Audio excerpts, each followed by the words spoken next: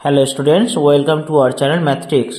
তোমাদেরকে আমি গতকাল একটা ভিডিওতে বলেছিলাম কিভাবে রোমান সংখ্যাগুলিকে হিন্দু অ্যারাবিক এবং হিন্দু অ্যারাবিক সংখ্যাগুলিকে কিভাবে রোমান সংখ্যায় কনভার্ট করবে। সেটা 1 থেকে 100 হতে পারে অথবা 1 থেকে 1000 হতে পারে। তুমি যে কোনো সংখ্যা দিক না কেন তুমি রোমান সংখ্যায় সেগুলোকে বানিয়ে নিতে পারবে। আমি তোমাদের বুঝিয়ে দিয়েছিলাম, 2x2 বুঝিয়ে দিয়েছিলাম, দেখবে কোনো সমস্যা হওয়ার কথা নয় আশা করি। ওকে, রোমান সংখ্যা লেখা খুব সহজ।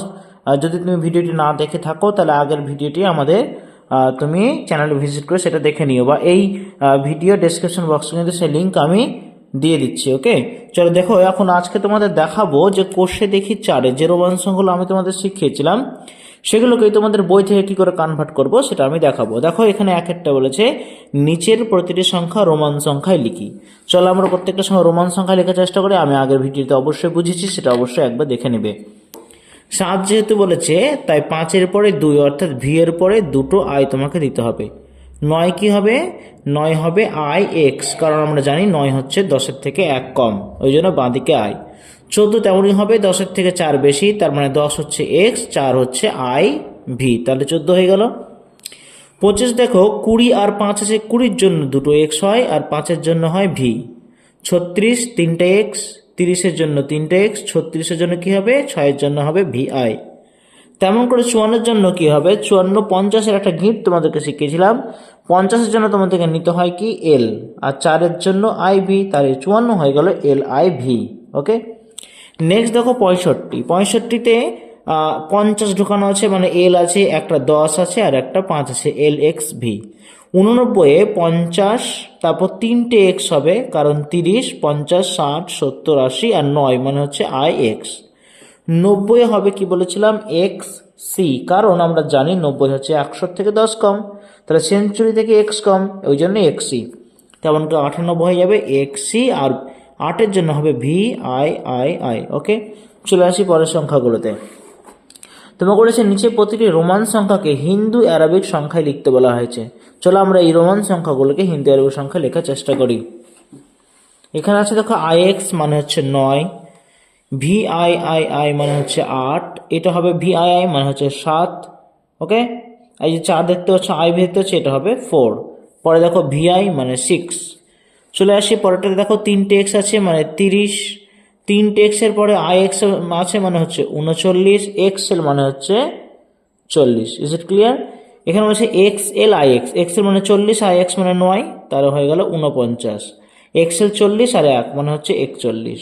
চলে আসে সি এরটাতে, দেখো এল ভি, এল হচ্ছে 50, ভি হচ্ছে 5 55, 50 আই এক্স 9 59, এল এক্স মানে এল 50, এক্স হচ্ছে 10, তার মানে 60। এটা দেখো এক্স সি মানে হচ্ছে 90, এক্স সি হচ্ছে 90 আর ভি মানে 5, তার মানে এটা হয়ে যাবে 95। চলে আসে ডি এর গুলোতে, দেখো এক্স এক্স ভি আই, দুটো এক্স মানে 20 আর 6 হলো 26, এক্স আই হচ্ছে 11, 3টে এক্স মানে 30 আর 6 হচ্ছে 36, X L V, X L 40 আর ভি হচ্ছে 5, হয়ে গেল 45। দেখো X L X X V, L হচ্ছে 50 60 70 আর ভি হচ্ছে 5, মানে হয়ে গেল 75। ওকে, বুঝতে পেরেছ? পরের অঙ্কটা দেখো তোমাদের বলা হয়েছে যে কোনটি ঠিক খুঁজি। ওকে, দেখো দুটো করে অপশন আছে, 40-এর জন্য কোনটা ঠিক হবে? এক্সেল ঠিক হবে। 49-এর জন্য দেখো 40-এর জন্য এক্সেল আর 9-এর জন্য আই এক্স, মানে এটা ভুল, এটা ঠিক হবে। এবং 90-এর জন্য কি হবে? এক্সই ঠিক হবে। এগুলো তো বলেছে দেখো লেস দেন গ্রেটার দেন চিহ্ন বসায়। আচ্ছা এটা দেখে নাও, 40-এর জন্য হচ্ছে এক্সেল ঠিক, 49-এর জন্য হচ্ছে এক্সেল আই এক্স এবং 90-এর জন্য হচ্ছে এক্সি। এখানে greater than less than equal চিহ্ন বসাবো, এটা 5 এটা 4, তার মানে এটা বড়, এখানে গ্রেটার দেন। দেখো এক্স আই ভি মানে 14, এটাও 14, তার মানে সমান চিহ্ন দিতে হবে। এক্স আই এক্স হচ্ছে 19, এক্স এক্স আই হচ্ছে 21, তার মানে এটা বড়, এদিকে লেস দেন চিহ্ন। দেখো এটা 50 60 70 আর 6 76, 50 60 70 আর 4 74, এটা বড়, তাহলে এটা হবে গ্রেটার দেন।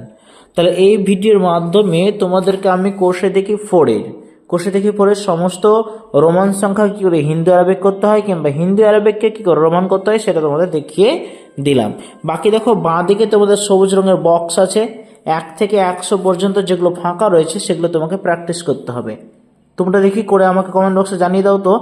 এবং আমি তোমাদের যেহেতু শিখিয়ে ফেলেছি আগের দিনে বোর্ডে ভালো করে দেখিয়ে দিয়েছি, তাই তোমাদেরকে এটা করতে বলছি। তোমরা ঝটফট করে আমাকে কমেন্ট বক্সে জানিয়ে দাও, কি ঝটফট করে একটা ছবি দিলে কমেন্ট বক্সে সেন্ড করতে দাও। ওকে, আমরা দেখবো তোমরা কিভাবে করতে পারছো। ওকে, পরের দিনে আমরা চলে যাব পরের ভিডিওতে বীজগাণিতিক চলরাশির ধারণাতে চলে যাব। এগুলো ভালো করে বুঝতে হবে, আমাদের সঙ্গে থেকেও তোমাদের বুঝতে কোনো রকম সমস্যা হবে না। চ্যানেলটিকে ভালো লাগলে অবশ্যই লাইক, শেয়ার এবং সাবস্ক্রাইব করতে ভুলবে না। ওকে, চলো, থ্যাংক ইউ।